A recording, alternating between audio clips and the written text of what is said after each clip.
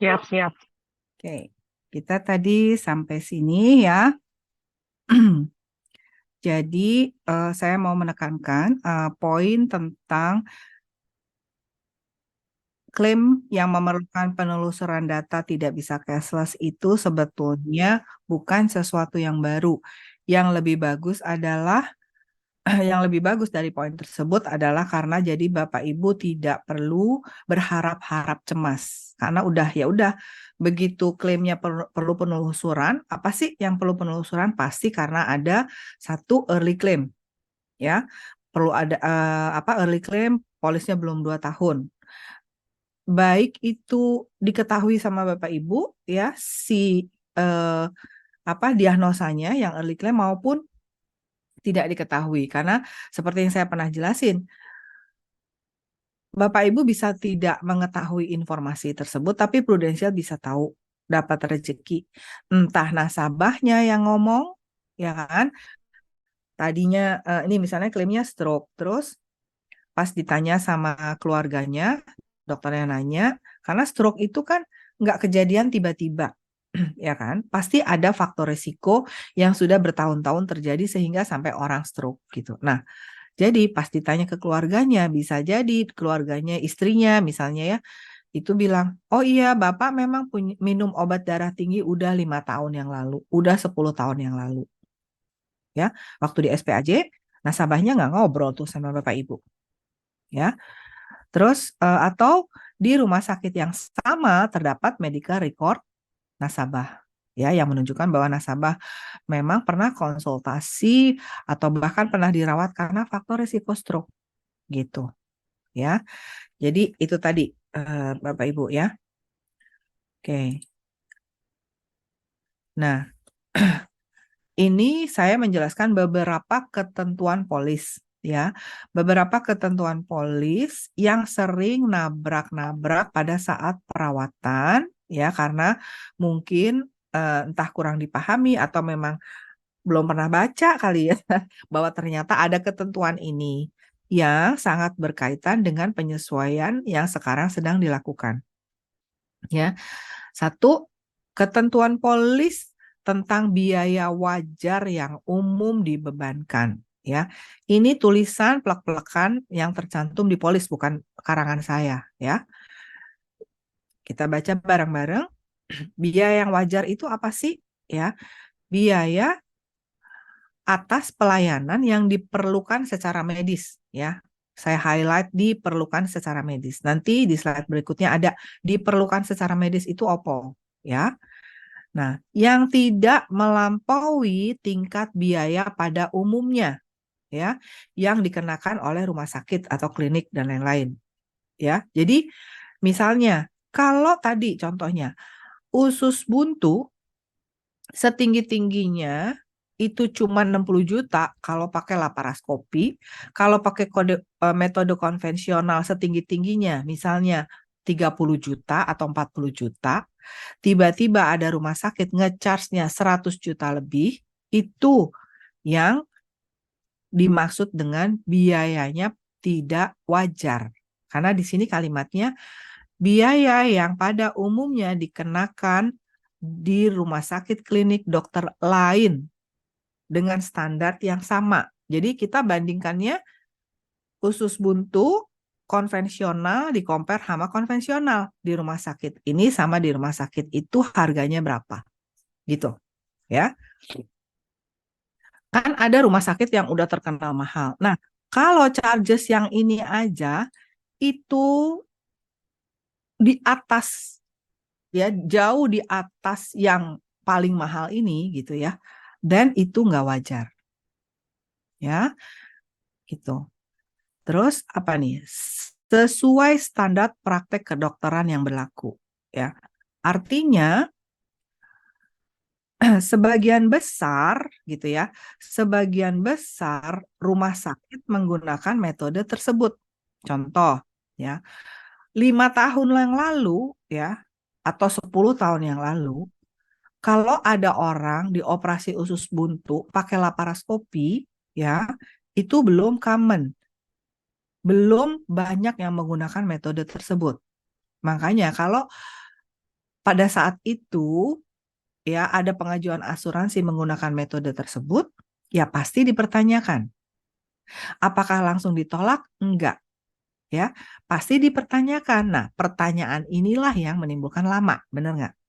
Gitu. Karena pada saat itu belum umum digunakan sehingga belum sesuai standar praktek kedokteran yang berlaku. Gitu. Nah, tapi sekarang ya usus buntu dengan laparoskopi udah nggak ditanyain lagi sama PMN gitu karena sudah umum dilakukan di rumah sakit ya. Contoh yang sekarang masih dipertanyakan, miom. Operasi miom ya pakai laparoskopi. Kalau sekarang itu masih mungkin sangat mungkin ditanyakan sama PMN. Karena pada umumnya operasi miom masih pakai metode konvensional kayak seksio sesar dibuka ya. Apakah 5 tahun lagi masih seperti itu? Mungkin berubah gitu ya.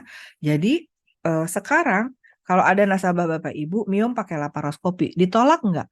Belum tentu ditolak, tapi pasti ditanya sama PMN ke dokternya, kenapa pakai laparoskopi, kenapa nggak pakai metode konvensional? Karena sebagian besar dokter kandungan lainnya masih menggunakan metode konvensional, gitu ya. Nah, pernah ada nasabah di operasi miom pakai laparoskopi, pakai robot lah gitu ya. Terus dipertanyakan dong sama Reas juga nanya gitu.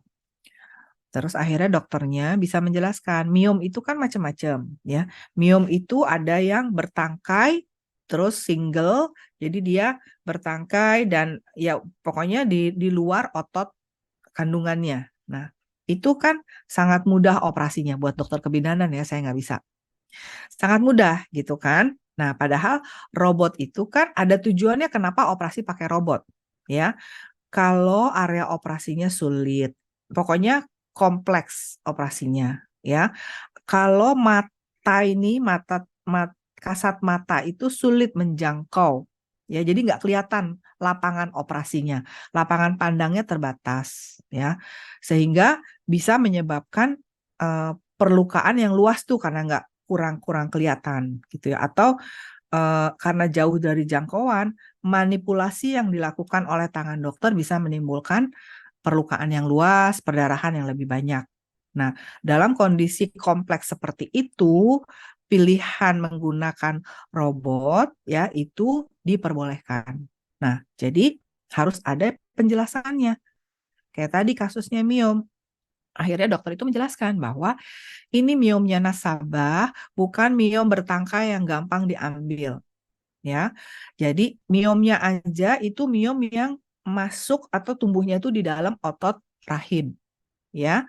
Terus nggak cuma satu, ada beberapa. Nah, sedangkan nasabah ini masih usia produktif dan belum pernah hamil gitu. Nah, jadi kalau memilih metode konvensional dengan miom yang multiple dikeruk-keruk pakai tangan itu nanti perlukaannya menimbulkan jaringan parut di rahim sehingga bisa mengganggu proses kehamilan gitu kan. Kalau hamil nempel di rahim ya rahimnya harus bagus. Nah, kalau rahimnya banyak jaringan parut gitu, itu kan jadi nempelnya plasentanya itu umbilikusnya jadi nggak bagus, bisa menghambat proses kehamilan. Nah, atas penjelasan panjang kali lebar dokter itu akhirnya si miom yang pada saat itu belum lazim menggunakan robot akhirnya dibayar gitu ya. Nah, cuman saat ini masalahnya bukan soal menggunakan robot itu saja, tapi juga ada adjustment maximum charges. Jadi jangan lupa tuh, ada dua itu ya. Apakah nanti Miom 5 tahun ke depan udah pakai metode advance ya, pakai robot kebanyakan? Mungkin. Dan nggak dipertanyakan? Mungkin. Metode konvensional udah tinggalin nih kayak usus buntu? Mungkin banget gitu ya.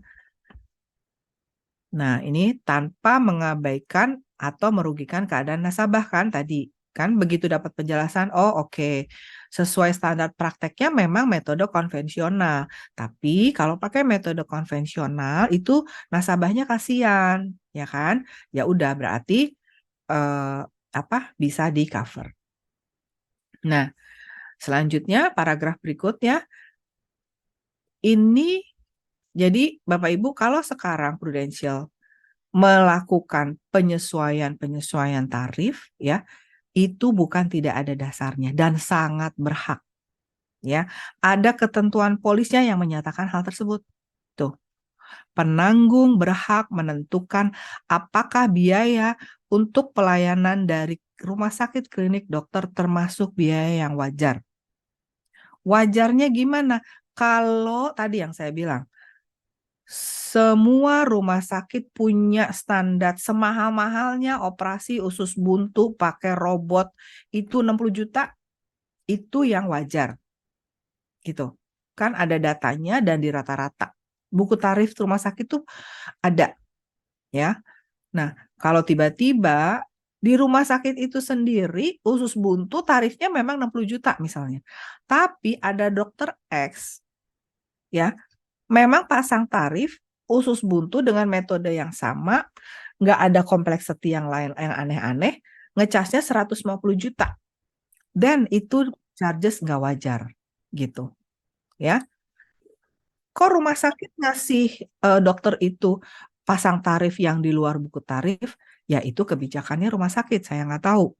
Ya, artinya rumah sakit punya polisinya, punya strateginya sendiri sehingga misalnya membolehkan salah satu dokter memberikan charges di luar buku tarif itu ya itu kebijakannya rumah sakit. Tapi kalau mau menggunakan asuransi, asuransi punya say, asuransi punya aturan gitu ya. Nasabahnya ngeyel maunya ke dokter itu ya nggak apa-apa gitu. Tapi tetap asuransi akan proses dan membayar sesuai biaya yang dianggap wajar karena itu di polis ada ya. Jadi mau di misalnya nih mau ke legal kan katanya charge kan karena bayar semua. Nah, ini ada dasarnya ya. Ini juga kontrak polis isinya begini. Terus penanggung berhak untuk menyesuaikan manfaat asuransi yang dibayarkan apabila biaya tersebut tidak termasuk biaya wajar. Jadi pertama, satu, Prudential berhak menentukan yang wajar seberapa. Ya, sekarang udah dilakukan nih. Ya kan? Terus atas dasar itu penanggung berhak menyesuaikan. Oke, chargesnya sekian, Prudential hanya mau cover sekian. Itu berhak banget. Ya, ada ketentuan polisnya. Nanti Bapak Ibu kalau kurang yakin baca lagi buku polisnya ya. Di biaya yang wajar yang umum dibebankan. Ya, itu ada. Nah, jadi summary dari yang semuanya itu kan ada beberapa hal yang menyebabkan kompleksitas pada saat nasabah Bapak Ibu dirawat inap ya. Satu tuh. Ya, ini semua yang di luar tadi standar pelayanan yang berlaku untuk networknya atau untuk rumah sakit jaringan Prudential ya. Satu apa? Rumah sakit yang kalau nyuruh nasabahnya periksa itu berlebihan, nggak sesuai dengan gejala ya. Misalnya gejalanya aja cuman kadang-kadang nyeri ulu hati ya, perutnya berasa nggak enak kalau habis makan pedas, kalau habis makan yang asem. Kayaknya semua dari kita gitu ya. Kalau habis kebanyakan pedas, kalau nggak diare, lambungnya terasa perih. Ya, tapi terus karena punya black card, ya udah ke dokter, terus diperiksanya apa? Endoskopi, gastroskopi, endokapsuloskopi, sampai kolonoskopi. Itu bukan cerita bohong, itu ada ya. Nah, ini kalau bisa kelihatan benang merahnya antara beratnya gejala, terus hasil pemeriksaannya, dan kemudian obat yang diberikan, itu nggak apa-apa. Ya. Tapi kalau ini benang merahnya nggak ada, gejalanya aja ringan, ya, kelihatan dong di hasilnya normal semua, ya. Atau dapatlah kolonoskopi polip kolon, polip kolonnya aja nggak bergejala. Semua dari kita, kalau di kolonoskopi sangat mungkin udah ada 1-2 polip kolon. Yang kalau nggak diapa-apain juga nggak apa-apa. Ya, tapi karena kebetulan di medical check up, di polipektomi, padahal nggak ada gejala atas si polip kolonnya. Ya, polip kolon tuh gejalanya antara lain ada perdarahan kalau BAB. Gitu.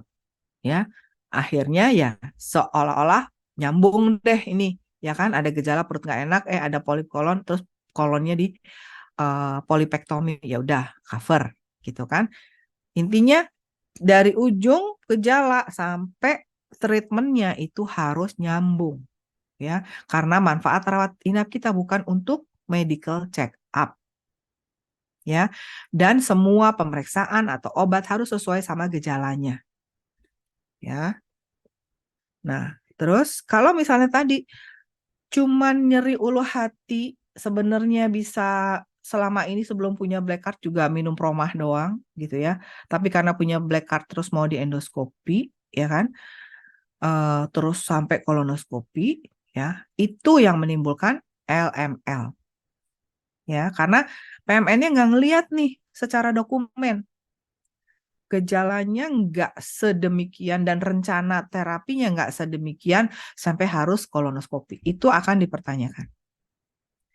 Terus pemberian jenis obat yang belum secara umum digunakan. Ya, misalnya tiba-tiba tadi ada permohonan obat 1 butirnya 500.000 atau 1 juta hanya untuk diagnosanya diare misalnya, ya. Nah, itu pasti juga akan menimbulkan pertanyaan oleh PMN.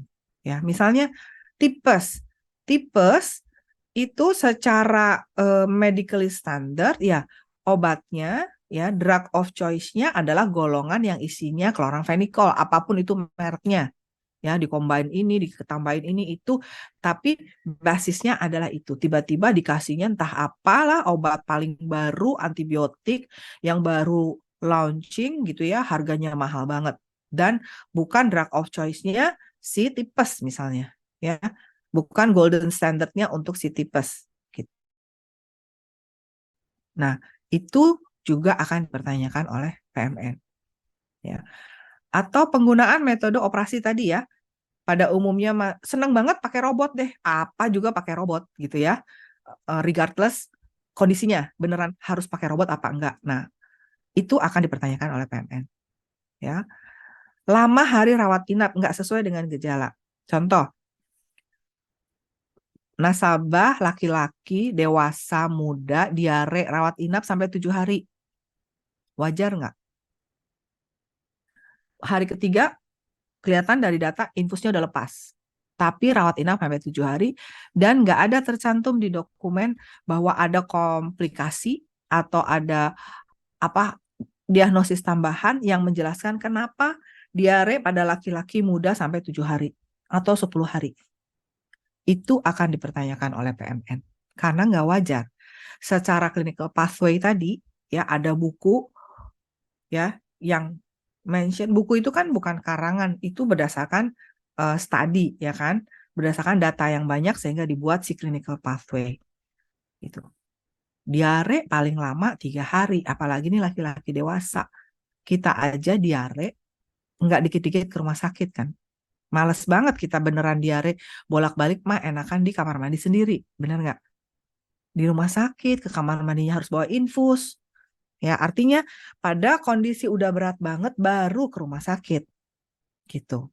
Nah, kalau ada kondisi kayak gini pasti PMN akan bertanya. Karena apa? Faktanya ada yang abuse manfaat rawat inap kita karena punya cash plan, karena punya Prumed. Prumednya 1 juta gratis, nanti pulang dapat transferan 7 juta. Itu. Faktanya begitu. Entah di kita cash plan-nya atau cash plan-nya di asuransi lain. Nah, ini kan hal-hal yang harus dijaga kan. Kalau kita nggak jaga ini semua, nih termasuk yang terakhir, dosis obatan yang tidak sesuai dengan gejala. Sakitnya diare. Waktu diperiksa darah lengkap, ada kolesterolnya naik dikit. Ya. Diare sembuh dong pas pulang, apalagi rawatnya tadi 7 hari. Pas pulang, diresepin dokter obat Crestor untuk sebulan ke depan. Atau ada yang 3 bulan ke depan. Kira-kira kita bayarin nggak sih itu sewajarnya? Ya, sakitnya aja diare. Penyebab dia rawat inap dehidrasi. Bahwa dia waktu rawat inap ada periksa darah lengkap dan kelihatan kolesterolnya naik, ya. Terus dokternya ngasih obat waktu rawat inap, di cover, ya yang dibawa pulang sisanya dong. Ya nggak? Jangan pas pulang bawa Crestor buat 1 bulan atau 3 bulan ke depan. Atau apa? Obat darah tinggi. Kan rawat inapnya bukan karena hiperkolesterol, bukan karena darah tingginya. Jadi tolong ikut jaga manfaat rawat inapnya, jangan di-abuse untuk manfaat rawat jalan. Karena si obat-obat rutin tadi kan baru bisa didapat kalau konsul rawat jalan kan ke dokter. Nah itu Prudential kan nggak ada manfaatnya. Manfaat rawat jalan hanya untuk konsultasi rawat jalan. Kita hanya punya rawat jalan post rawat inap. Tapi bukan untuk dimanfaatkan kebutuhan obat rutin. Nah, nanti bulan berikutnya diare lagi. Pulang dapat lagi deh obat kencing manis, obat darah tinggi, obat kolesterol. Ya, kalau ini semua kita nggak ikut jagain, ini alamat repricing lagi. Repricing merepotkan, bener nggak Bapak Ibu? Ya, jadi tolong ikut dijaga. Nah, ini saya kasih merah nih, buatlah catatan pengalaman klaim sebelumnya. Jadi, Bapak Ibu punya catatan, ya. Klaim di mana yang nasabah Bapak Ibu itu nyaman, lancar, Bapak Ibunya juga bisa tidur nyenyak. Karena nggak aneh-aneh. Ya, PMN-nya juga nggak rewel. Ya, kalau rumah sakit nggak aneh-aneh kan PMN nggak rewel. Gitu. Ya, dicatat Jakarta Utara, rumah sakit apa, selatan apa. Kalau di luar Jakarta juga dicatat. Terus punya catatan yang klaimnya selalu heboh. Selalu Bapak Ibu dimarahin nasabahnya. Karena PMN-nya lama banget. Lamanya karena rewel banget. Minta ini itu berkali-kali. Nah, punya record seperti itu. Sehingga suatu saat nasabah Bapak Ibu minta rekomendasi, gue dirawat inap karena ini enaknya di mana ya? Nah, Bapak Ibu bisa lihat tuh contekannya. Rumahnya di mana? Oh, di rumah sakit ini aja deh. Ini rumah sakitnya nggak aneh-aneh gitu. Dan rumah sakitnya juga kooperatif. Kalau ditanya, kalau ditelepon ada yang ngangkat, ada yang bisa jelasin gitu. Dan enggak lempar batu sembunyi tangan misalnya. Enggak blaming Prudential mulu. Kalau dia bilang Prudential yang belum kasih dokumen itu udah beneran valid gitu. Nah, itu kan sangat membantu Bapak Ibu. Nah, sebetulnya inilah yang aneh-aneh, inilah yang mau di-remove dari networknya Prudential untuk bisa cashless. Ya kan? Nanti tolong dibaca apakah di-remove totally sebagai network gitu kan, atau di-remove network untuk bisa cashless gitu ya. Jadi nanti hopefully alhamdulillah makin lama makin rapi. Saya rasa rumah sakit sudah tahu sekarang bahwa asuransi mulai bereaksi atas pelayanan atau praktis yang agak atau memang di luar ketentuan polis gitu ya. Makanya tolong pahami bahwa proses standarisasi ini buat Prudential juga perlu memakan waktu gitu ya. Karena untuk pihak rumah sakit ini dianggap sebagai reaksi dong. Ya kan? Prudential mulai ketat soal harga, soal pemeriksaan, ya kan? Jadi mungkin untuk meeting aja bisa reluctant karena tahu nih mau dirapihin gitu. Prudential akan minta komitmen gitu. Jadi kasih waktu Prudential untuk melakukan itu sehingga kalau Bapak Ibu kebetulan nasabahnya dirawat di rumah sakit yang belum mendapatkan atau memberikan komitmen kepada Prudential ya berarti si adjustment atau penyesuaian tarifnya bisa dilakukan tiba-tiba dan mengejutkan gitu. Ya, bayangin soalnya 700 lebih loh networknya. Oke. Nah, selanjutnya ketentuan polis tentang medically necessity ya. Di sini saya kasih highlight merah ya, itu adalah potential gap antara praktek klinis dan ketentuan asuransi. yang berkaitan sama si medical necessity. Makanya banyak sekali kan komplain, kan dokternya yang nyuruh, kan dokternya yang minta nasabah periksa ini itu, kan dokternya yang nyuruh rawat inap, dokternya yang ngasih obat, bukan permintaan nasabah. Nah, itu yang dikatakan potential gap, ya. Dokter mau minta pemeriksaan ini itu, mau ngasih obat sesuai ininya dokter, silakan, nggak apa-apa, ya kan? Kan nasabah nggak tahu dong, dia kan nurut aja, benar gitu. Itu yang di luar kontrol kita. Yang tadi saya bilang kan, ada yang within our control, ada yang beyond our control. Dokter dengan knowledge-nya, dengan clinical practice experience-nya, itu bisa saja memberikan apapun yang sesuai dengan knowledge-nya dokternya, gitu ya. Asuransi juga punya ketentuannya, gitu. Nah, ini memang bisa terjadi gap yang membuat nasabah bingung, paham. Tenaga pemasarnya bingung, paham juga, gitu, ya. Nah, apa sih yang dibilang diperlukan secara medis, ya? Ini pengobatannya itu untuk mengatasi ketidakmampuan secara langsung. Kayak tadi contohnya, dirawat inapnya karena diare, ya obatnya obat diare dong, bukan obat kolesterolnya. Harusnya nih selama rawat inap ya. Tapi kan prudensial baik ya, apa yang diberikan selama rawat inap jadinya dikasih kadang, kalau nggak yang nyeleneh banget gitu ya. Nah, karena secara definisi harusnya selain obat diare, kalau indikasi rawat inapnya karena diare itu tidak di cover gitu ya. Tuh, tepat dan konsisten dengan keluhan gejala diagnosis. Jadi keluhannya apa, gejalanya apa, pasti diagnosanya sesuai dengan ini, obatnya juga harus sesuai. Jangan gejalanya BAB 20 kali sehari berlendir, mual, muntah, ya kan? Terus diagnosanya GED, gastroenteritis dehidrasi sedang misalnya atau berat, ya. Terus tiba-tiba muncul selain infus, selain obat diare, oralit, lalala, muncullah Crestor, gitu, ya. Itu nggak sesuai karena si hiperkolesterolnya tidak bergejala, tidak menimbulkan keluhan, gitu, yang menyebabkan dirawat inap. Harusnya tidak di cover. Apalagi dibawa pulang buat sebulan kemudian, gitu. Terus sesuai standar praktek kedokteran, ya tadi udah dijelasin, yang sesuai standar artinya secara umum itu sudah diberlakukan.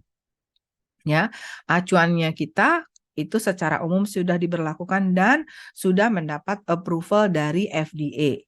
Ya, jadi baik obat maupun treatment, tindakan gitu, itu acuan kita pada saat ada dispute nih, misalnya ya, kita cari literatur apakah obat atau tindakan tersebut memang sudah memenuhi standar praktek kedokteran sehingga disetujui penggunaannya oleh FDA, gitu.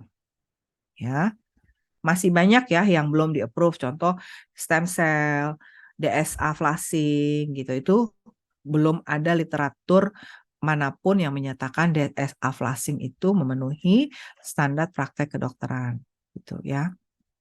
Nah, biaya yang dikenakan merupakan biaya yang umum dibebankan untuk ketidakmampuan tadi ya, bukan untuk mencari keuntungan atau kepentingan rumah sakit, dokter atau klinik, gitu. Jadi contohnya tadi, diare ya obatnya diare aja karena yang memang itu untuk menyembuhkan. Itu kan bisa ada unsur COI, conflict of interest ya. Jadi tadi analisis medical necessity tadi bisa blur ya, bisa ambigu ya. Yang dicegah adalah itu ya, misalnya harusnya nggak periksa sampai kolonoskopi karena keluarganya ya udah dikasihlah, dibuatlah skenario sehingga matching antara gejala lalala sampai dinilai memang perlu kolonoskopi misalnya. Ini saya ngarang ya. Semoga nggak ada di luar sana gitu. Tapi ini kan ketentuan polis kan apa sih namanya? Rambu-rambu atau pagar-pagar ya.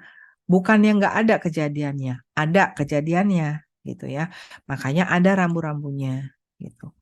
Tapi dok kalau misalnya beneran bapaknya dokter, anaknya sakit, kan pengennya bapaknya ngerawat anaknya sendiri gitu ya, lebih percaya. Apalagi dokternya misalnya dokter terkenal, eh, ibunya juga pastinya pengennya dirawat sama bapaknya sendiri gitu kan. Boleh nggak kasih tahu PMN-nya di awal gitu ya, supaya apa? Supaya PMN mendapat kesempatan untuk memonitor apakah si dokter yang keluarganya ini walaupun keluarga tapi melakukan pelayanannya itu masih within clinical pathway gitu.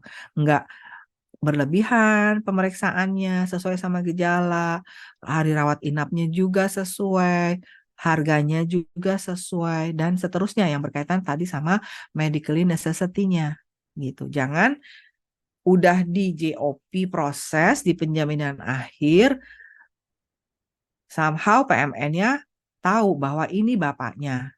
Kan bisa jadi ya ada kesamaan nama, walaupun nggak dikasih tahu ya, ada kesamaan nama, kesamaan apa atau biasanya dokternya terkenal misalnya, ya kan? Kita pernah soalnya ada dokter terkenal mau merawat anaknya, tapi kita kasih kebijakan karena memang dia ngasih tahu dari awal gitu. Sehingga intinya kan untuk bisa dimonitor apakah terjadi konflik of interest yang terlihat dari si perawatannya sesuai atau tidak dengan clinical pathway gitu. Ya, jadi intinya dikasih tahu aja daripada nanti belakangan baru ketahuan, baru dipermasalahkan, ditolak karena memang pengecualian nggak boleh gitu, ya. Terus yang berikutnya kondisi PEC, kondisi yang telah ada sebelumnya, ya. Nah, Bapak Ibu coba dibaca baik-baik ya. Ini sorry ya ada typo. Aku semalam berniat mau betulin tuh kemarin Pak Herman ngasih tahu, balas-balas WA yang baru daftar terus ketiduran. Verifikasinya harusnya pakai F. Oke. Jadi kalau berdasarkan eh, ketentuan ini ya, pre-existing condition itu harusnya apa? Nasabahnya tahu atau nggak tahu? Itu pre-existing condition. Eh, saya nggak, nasabah nggak tahu kalau punya hipertensi gitu. Kok kena PEC ya? Kan sometimes kalau kita ke dokter, dokternya rame, terus dokternya cuma ngasih obat tanpa ngasih tahu bahwa itu obat hipertensi. Benar nggak? Ya kan? Nasabah datang cuma karena pusing. Tahu-tahu tensinya tinggi. Terus dokternya komunikasinya kurang sehingga ya udah Pak, ini minum ya obatnya 1 kali 1, 2 minggu lagi kontrol misalnya gitu. Ya, ternyata yang dikasih obat darah tinggi. Ya 2 minggu lagi nggak kontrol karena udah nggak sakit kepala, tensinya udah terkontrol. Nah ini nasabah nggak tahu kan? Tiba-tiba 6 bulan, 1 tahun atau 13 kemudian dia stroke, ya. Stroke-nya karena hipertensinya tinggi banget. Nah, itu yang tadinya ke dokter dan dikasih obat darah tinggi tapi dia nggak tahu, itu tetap pre-existing condition, ya. Atau udah didiagnosis atau tidak didiagnosis oleh dokter. Contoh tadi hipertensi, nggak pernah ke dokter, tahu-tahu stroke. Stroke itu unlikely kejadiannya tiba-tiba, ada memang ya. Tapi mostly sudah ada faktor resiko 2 tahun atau lebih sebelum beli polis, ya gitu. Nah, tapi kan nggak pernah ke dokter. Di sini ketentuannya sudah didiagnosis atau tidak didiagnosis. Secara teori medis yang namanya stroke itu mostly ada faktor resiko yang sudah bertahun-tahun sehingga menyebabkan akhirnya stroke. Gagal ginjal karena kencing manis, kencing manisnya pasti sudah bertahun-tahun yang lalu, nggak mungkin ujuk-ujuk gagal ginjal, gitu, ya. Jadi sebetulnya baik ketentuan polis, sesuai ketentuan polis yang kondisi PEC ini, Prudential tuh bisa mengecualikan suatu kondisi kalau secara teori medis itu sudah ada bertahun-tahun sebelumnya, ya. Nah, tapi jangan takut dulu. pada prakteknya Prudential menerapkan pre-existing condition ini menggunakan pasal non-disclosure. Ya, jadi kalau ada non-disclosure dengan bukti tertulisnya bahwa benar nih nasabah punya record konsul hipertensi, ya kan? Terus apa tadi? Pokoknya ada record entah resume medis, entah apapun itu bentuknya yang menunjukkan bahwa ada non-disclosure, ya, itu baru si pre-existing condition-nya dikenakan pengecualian gitu. Jadi misalnya tadi apa namanya si hipertensi, stroke. Stroke kan kata teori medis harusnya ada faktor resikonya. Misalnya stroke-nya karena darah tinggi, harusnya nih ada 2 tahun sebelumnya. Tapi setelah diinvestigasi, Prudential nggak dapet gitu. Ya, nggak bisa dibilang ada pre-existing condition ataupun non-disclosure gitu. Jadi hanya secara teori itu tidak bisa digunakan untuk menolak klaim dengan dasar non-disclosure gitu ya. Jadi sebetulnya secara ketentuan PEC-nya boleh, tapi Prudential aplikasinya menggunakan pasal non-disclosure yang harus pakai data tertulis, bukan hanya secara teori gitu ya. Ini obat tadi udah dijelaskan ya, obat itu sesuai dengan ilmu kedokteran barat tuh, jelas ya, dipolis sesuai dengan ilmu kedokteran barat. Ya, nanti di PPH Plus Pro baru ada tuh yang herbal-herbalan. Ya, kalau di PPH Plus itu harus sesuai dengan ilmu kedokteran barat. That's why kalau ada obat baru, ya kan, yang belum umum digunakan, terus kita Google, Bapak Ibu kalau misalnya ada sesuatu ya yang kurang paham gitu ya, kalau mau cepet ya, misalnya nih ditolak nih obat X-nya, terus nanya sama WAB ya, mungkin lebih cepat Bapak Ibu dapat jawabannya dengan googling gitu. Misalnya obatnya apa? Radicava gitu ya. Obat apa? Atau Radicava isinya apa? Atau Radicava FDA approve tanda tanya. Itu keluar gitu ya. Jadi patokannya FDA-nya approve atau enggak, karena kita patokannya adalah ilmu kedokteran barat ya. Jadi misalnya setiap negara melakukan penelitian, Indonesia melakukan penelitian apa segala macam, terus dikasih ke pasiennya ya nggak apa-apa gitu ya. Pasiennya mau, memang kalau eksperimen dikasihnya sama manusia ya kan, sama pasien, pasiennya juga mau ya nggak apa-apa. Tapi kalau bayarnya pakai asuransi, ada rambu-rambu ini ya, udah approve atau belum tuh FDA-nya atas obat itu. Kalau belum ya nggak di cover. Karena tadi medical necessity itu ada unsur tidak boleh merugikan nasabah. Merugikan dalam hal ini sesuatu yang masih eksperimental, artinya secara cost dan benefit belum proven. Belum dinyatakan memang beneran lebih banyak gunanya daripada komplikasinya gitu. Ya. Jadi that's why kenapa asuransi tidak mengcover experimental treatment gitu, karena memang ada dasarnya bahwa kita nggak mau membahayakan nasabah ya. Ini rawat inap, definisinya menerima perawatan dan atau pengobatan yang diperlukan secara medis. Jadi nggak bisa dirawat inap cuma nunggu isolasi kayak zaman pandemi ya. Singapura menetapkan 14 hari sebelum bisa periksa dokter. Terus 14 harinya Prudential suruh cover. Ya nggak bisa. Ya, bukan rawat inap yang sesuai dengan ketentuan polis. Rawat inap karena nunggu jadwal dokter operasi. Karena di luar negeri kalau di hotel jadi harus book hotel, dia maunya book hotelnya setelah operasi. Ya nggak bisa gitu. perawatan rawat inap ya harus selama dirawat itu dilakukan pengobatan yang diperlukan secara medis gitu ya. Diperlukan secara medis, oke deh, supaya dibilang diperlukan secara medis diinfus aja gitu ya. Nggak bisa juga. Infus itu bukan menentukan bahwa ini harus dirawat inap. After diinfus, then what gitu.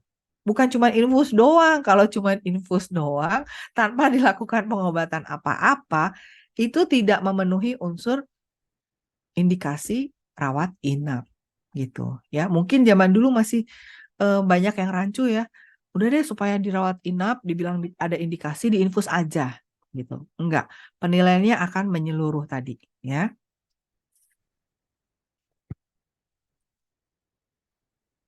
Biaya tadi biaya aneka perawatan adalah biaya yang wajar.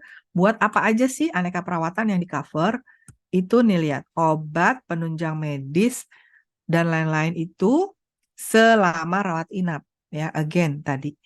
Obat yang di cover harusnya obat selama rawat inap. Jadi kalau ada obat pulang itu obat lanjutannya. Maksudnya obat tadi kalau misalnya apa diare palingan pulang misalnya masih ada mual ya dikasih obat mualnya gitu kan. Lanjutan dari obat selama rawat inap tuh sisanya gitu. Jadi sebetulnya nggak ada obat pulang yang baru diresepin terus sampai berbulan-bulan kemudian tuh gitu ya. Karena di sini selama rawat inap gitu. Tapi prudensial kan masih bisa cover kan kalau selama memang si obatnya itu berkaitan dan memang harus dilanjutkan berkaitan dengan diagnosa yang menyebabkan dia rawat inap ya. Nah, ini manfaat rawat jalan kanker. Saya put di sini di antara banyak ketentuan polisi itu sebetulnya banyak ya, tapi at least ini yang sering dispute. Manfaat rawat jalan kanker highlightnya itu aktif ya. Jadi ini manfaat kalau masih di kemo, kalau masih di radiasi. Ya, apa aja? Ini semua tuh. Ya, termasuk hormonal terapi gitu. Ya, ini highlightnya. Kalau udah pakai manfaat rawat jalan kanker, manfaat rawat jalan post rawat inapnya nggak berlaku ya, nggak bisa double. Nah, kita bedain nih manfaat pemantauan. Kalau manfaat pemantauan itu perawatan aktifnya udah kelar ya, Bapak Ibu, udah selesai gitu. Jadi kemonya udah selesai, radiasinya udah selesai gitu. Nah, jadi kapan dihitungnya 5 tahunnya? Kan ini manfaatnya 5 tahun setelah tuh tanggal akhir perawatan aktif gitu ya. Misalnya terakhir tanggal 17 Agustus. Ya udah, dari 18 Agustus sampai 5 tahun ke depan, ini manfaat ini boleh ya. Nasabah boleh pemeriksaan fisik, pemeriksaan diagnosis apapun ya untuk memantau apakah ada kekambuhan si kankernya. Kalau tahun kedua kambuh lagi, kan di kemo lagi, ya, diradiasi lagi, yaitu 5 tahunnya di reset.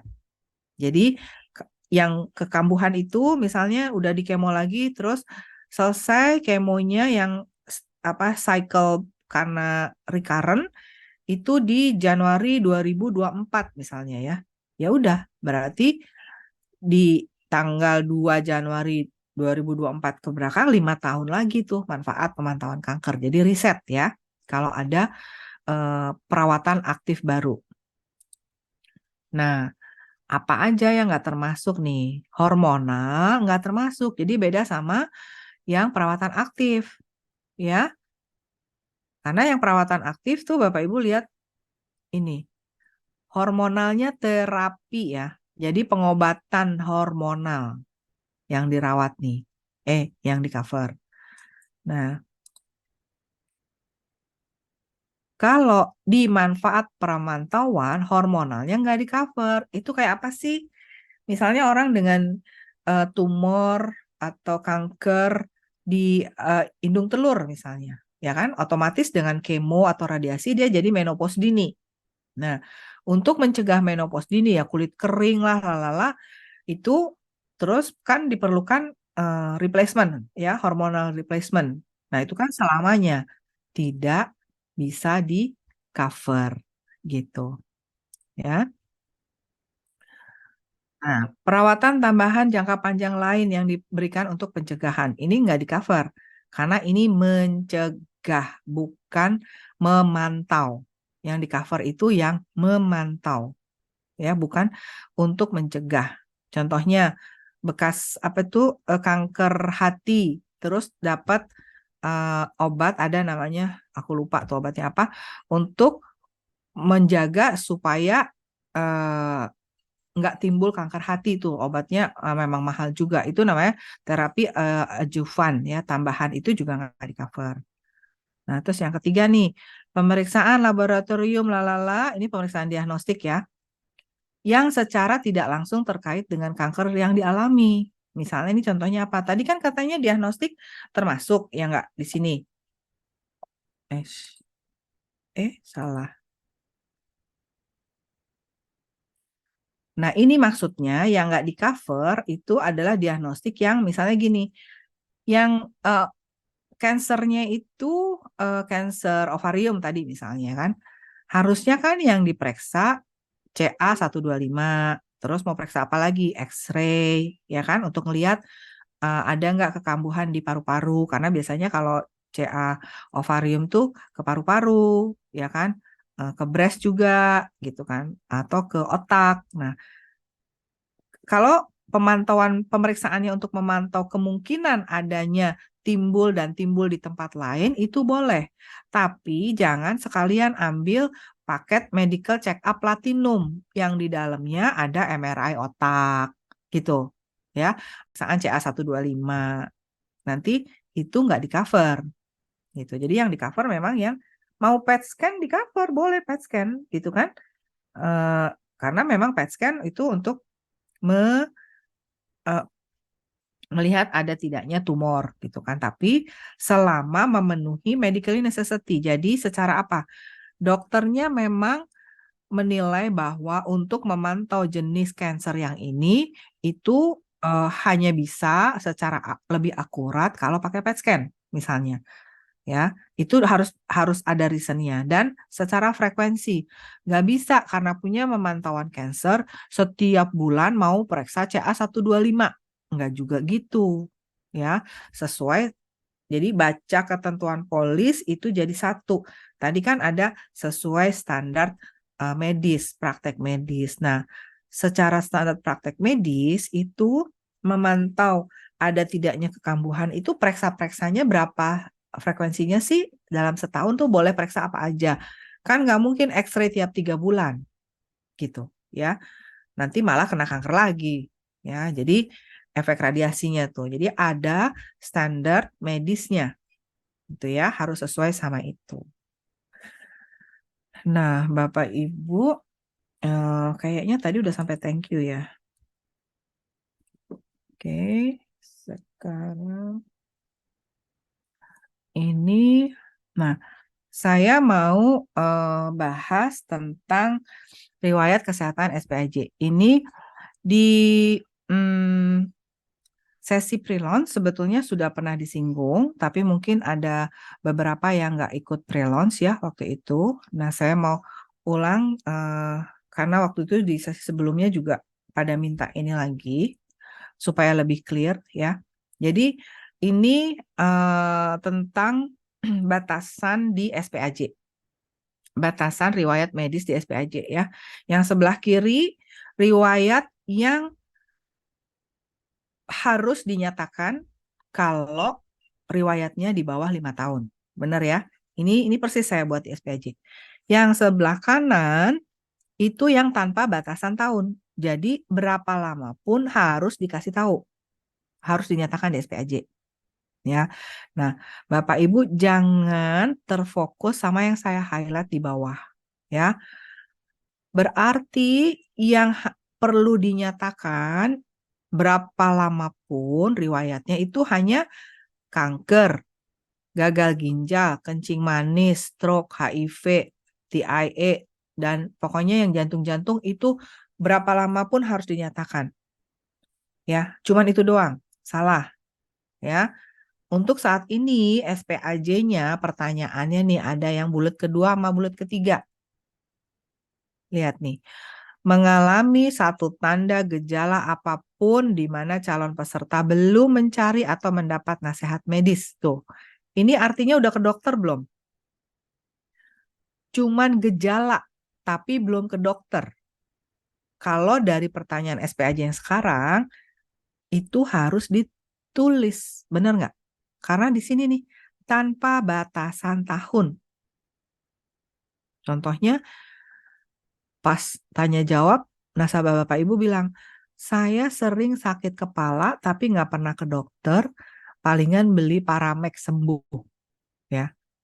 Sesuai SPAJ pertanyaan ini harusnya dijawab iya apa enggak? Harusnya dijawab iya. Ya, karena di sini bilangnya gejala. Nah, yang ini, menjalani sedang menunggu telah dianjurkan. Ini artinya udah konsul bukan? Ya, menjalani sedang menunggu telah dianjurkan itu kan berarti konsul ke dokter. Ada diagnosanya nggak di sini? Nggak ada. Jadi apapun diagnosanya selain yang di highlight hijau ini. Pernah ke dokter, ada reportnya di rumah sakit, ini ya sedang menunggu dianjurkan itu harus ngobrol. Harus dinyatakan di SPAJ kapanpun itu. Ya. Lah banyak banget dong berarti gitu ya. Dan kan apa namanya? Bisa lupa. Bener banget gitu. Jadi kenapa dong ada batasan 5 tahun kalau ternyata ada yang bulat kedua dan bulat ketiga. Nah, ini yang saya tahu sudah ada tim di underwriting yang akan mereview pertanyaan ini supaya tidak ambigu. Jadi ditunggu ya perubahan cara bertanyanya supaya nggak ambigu gitu. Tapi yang saya jelaskan di sini untuk kondisi saat ini pertanyaan SPAJ-nya demikian. Jadi hati-hati ya, yang mana yang harus ditulis, mana yang enggak gitu. Oke. Mana ya, saya mau jelasin. Nah, ini ya. Jadi tadi tuh tipsnya.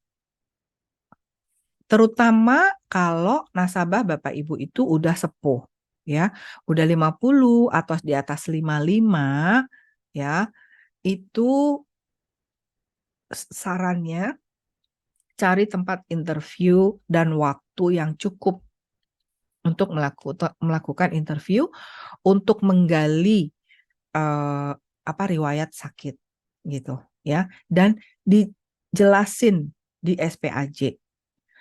Tanpa berasumsi perlu atau enggak ya ditulis. Perlu atau enggak ya. Gitu. Ya. Atau ini udah udah di atas 5 tahun perlu enggak ya? Terutama kalau nasabah Bapak Ibu udah sepuh.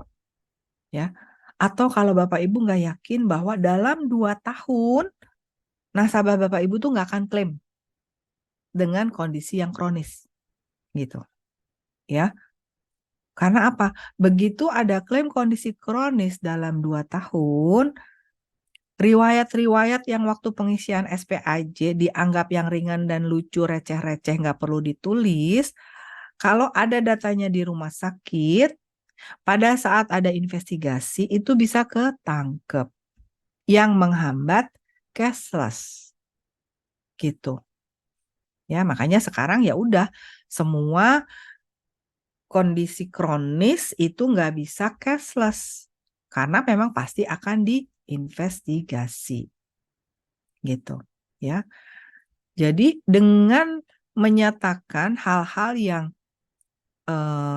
dengan lengkap gitu ya, tanpa banyak mikir lah gitu, mana yang penting, mana yang enggak gitu, itu membuat underwriting mendapat informasi yang lengkap untuk menganalisa dan menentukan keputusannya gitu. Tapi dok kan kalau underwriting dikasih tahu semua nanti permintaannya banyak ini itu gitu. Ya udah nggak apa-apa ya.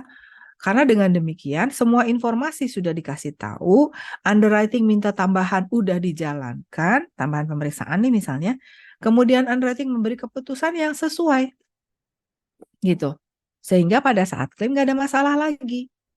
Karena apa yang dilakukan underwriting di depan, minta ini itu namanya verifikasi data pada saat awal proses. Jauh lebih baik dibandingkan verifikasi data pada saat klaim, bener nggak? Apalagi sekarang, begitu verifikasi data, nggak boleh cashless. Ya, Ibu, Bapak Ibu jadi harus menjelaskan panjang kali lebar, loh katanya Black Card bisa cashless. Gitu, ya. Bakal berantem sama nasabahnya. Sementara kalau verifikasi datanya pada saat new business, pada saat penutupan polis, palingan Bapak Ibu dibandingkan sama yang lain. Polis di sana udah kelar tuh 1 minggu issued. Polis lu mah kagak issued, misalnya gitu. Ya udah nggak apa-apa. Ya, bersakit-sakit dahulu, bersenang-senang kemudian. Di depan sakit lama, nanti klaimnya aman. Gitu. Ya. Kalaupun tadi hipertensi, penyakit kronis, dikasih tahu sama underwriting-nya, dapat deh L2, C2, H5 misalnya, ya. Terus bulan ke-13 klaim, ya kan? Ya ini dibayar dong, nggak pakai investigasi lagi. Kan udah dikasih tahu sama underwriting di depan bahwa dia memang punya hipertensi gitu. Jadi bisa cashless karena nggak perlu investigasi lagi gitu. Itu keuntungannya. Ya. Jadi palingan dimarahin, diomelin, disindir kalau polisnya kita nggak isut-isut ya, daripada dimaki-maki, dibilang bohong, dibilang nipu karena nggak bisa cashless belakangan. Semoga setuju ya. Tuh. Nah, tadi kemarin tuh ada pertanyaan yang namanya apa namanya penyakit akut sama kronis gimana membedakannya ya. Paham banget sih Bapak Ibu ya. Eh, apa untuk memahami mana yang akut mana yang kronis ya saya aja belajar 7 tahun ya gitu. Pasti eh, apa kalau waktu itu kan kenapa sih nggak dikasih listnya aja mana yang kronis mana yang akut. Nah kita tuh mencegah dari dulu memberikan list ya karena nanti acuannya jadi list itu. Padahal kan belum tentu list itu sudah mencakup semuanya karena banyak sekali yang namanya akut, yang namanya kronis itu banyak sekali gitu ya. Cuman eh, salah satu caranya itu Bapak Ibu bisa again Google. Saya juga kalau ada case yang susah, treatment yang belum tahu baru gitu ya, mau metode operasi, mau obat, itu saya Google kok. Misalnya sakit apa ya? Muscular dystrophy gitu, misalnya yang jarang gitu ya. Itu akut atau kronis gitu. Acute tanda tanya, kronis tanda tanya. Sama. Kalau ada satu kondisi kongenital ditolak karena kongenital gitu ya. Bapak Ibu nggak tahu ini beneran kongenital. PMN dikit-dikit kongenital. Dokternya aja bilang idiopatik gitu kan atau unknown. Bapak Ibu cari di Google. Mama aberrans kongenital gitu kan. Mama aberrans non kongenital ada nggak? Coba ketemu nggak mama aberrans yang non kongenital? Pasti nggak ketemu gitu. Jadi waktu berdebat, waktu bingung bertanya, emang bener ya ini kongenital ya gitu. Kan dokternya aja bilang idiopatik. Bapak Ibu tuh udah bisa punya pendapat sendiri berdasarkan tadi proses googling, cari literatur yang kredibel gitu ya, literatur dari luar yang kredibel lah gitu ya. Jangan cari literatur misalnya PRP buat osteoporosis FDA approve gitu kan atau efektif atau enggak tapi carinya dari websitenya rumah sakit yang memang mempromosikan PRP ya pasti itu semua artikelnya bagus semua tentang PRP dan efektif. Jangan cari di website yang seperti itu. Carinya di gitu aja FDA approve gitu ya. Itu salah satu tipsnya. Nah, kenapa sih penyakit kronis itu dipermasalahkan ya? Karena kan eh, Bapak Ibu jangan terlena sama sehat kok gitu kan. Apa namanya dia olahraga, ketemunya di gym, jangan jangan terpaku sama itu ya. Orang dengan faktor risiko itu bisa sehat, bisa olahraga, nggak harus telentang di tempat tidur ya. Itu tapi karena apa? Penyakit kronis itu butuh berbulan-bulan dan bertahun-tahun bahkan untuk sampai menimbulkan gejala gitu. Bertahun-tahun pada umumnya ya. Jadi misalnya apa? Pengeroposan tulang, penyempitan tulang belakang. Nggak mungkin polis belum 1 tahun terus dibilang jatuh terduduk dan sarafnya kejepit ya. Sakit saraf kejepitnya karena kecelakaan. Itu udah nggak mungkin. Usianya 65 tahun.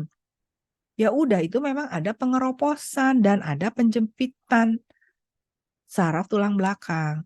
Karena kalau orang jatuh terduduk, langsung sarafnya kejepit, itu pasti si orang yang udah 60 tahun tuh pingsan.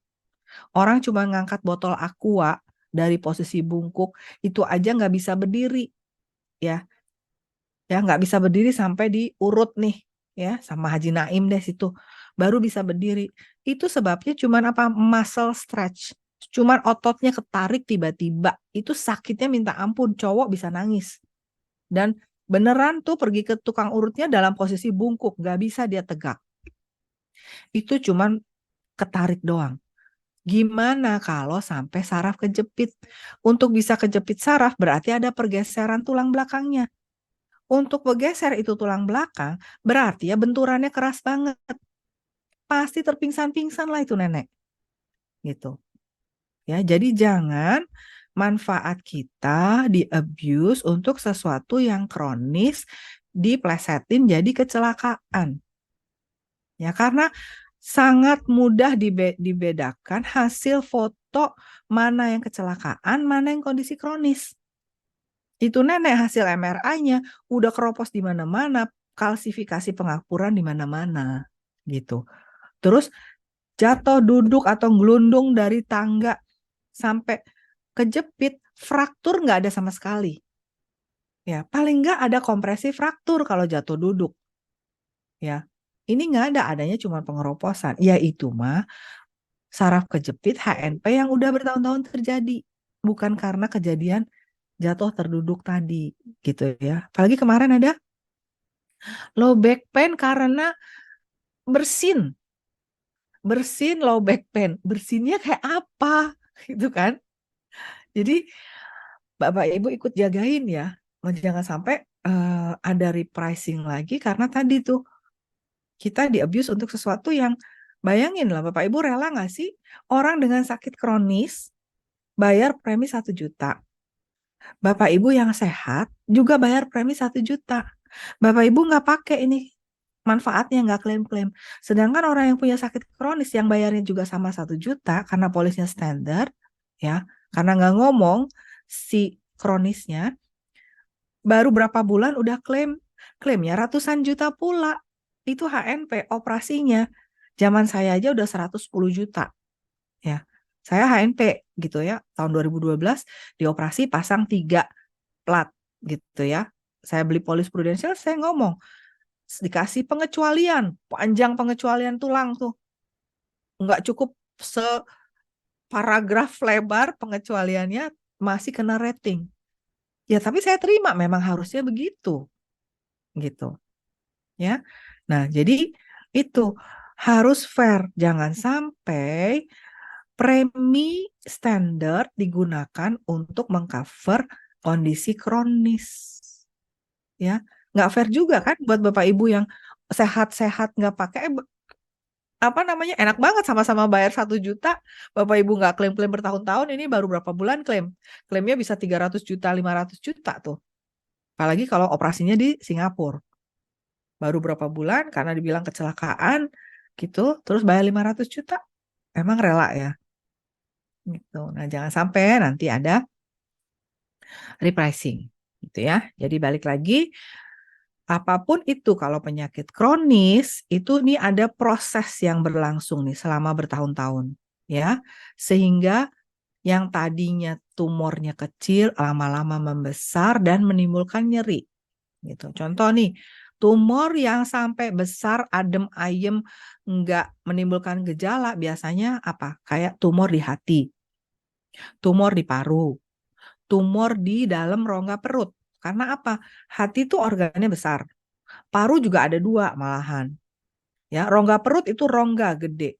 Ya, jadi dia tumbuh ya sampai diameter tertentu dia mulai mengganggu fungsinya gitu ya, mengganggu fungsi hatinya, baru timbul gejala tuh kalau di hati, ya kan? Di paru juga demikian. Di rongga perut biasanya menekan dulu apa? Kalau dia dekat sama kandung kemih, neken kandung kemihnya, jadi gejala awalnya biasanya gangguan buang air kecil. Nah, ternyata bukan karena kandung kemihnya, ternyata ada tumor di rongga perutnya gitu ya, atau mendesaknya ke saluran kencingnya tuh ureter sehingga ada gangguan buang air kecil juga gitu. Nah, proses satu tumor itu kan nggak langsung jerek gede gitu kan. Polis baru 1 tahun lewat pengecualian 12 bulan klaim ada desakan tumor diameternya misalnya berapa 8 cm di rongga perut ya. Ya itu sebetulnya kan pre-existing condition dong, nggak mungkin si tumornya itu ujuk-ujuk sampai 8 cm. Nah, jadi jangan sampai dia sebetulnya sudah bergejala terus beli polis ya karena sudah ada ini nyeri, gangguan fungsi lalala gitu ya. Jadi nggak ada kondisi kronis itu yang kejadiannya mendadak ya. Kalaupun ada persentasenya sangat kecil. That's why Prudential selalu akan mencari bukti tertulis untuk menyatakan bahwa itu suatu non-disclosure. Gitu ya, Pak Ibu. Kita mau selesaikan di... Oke.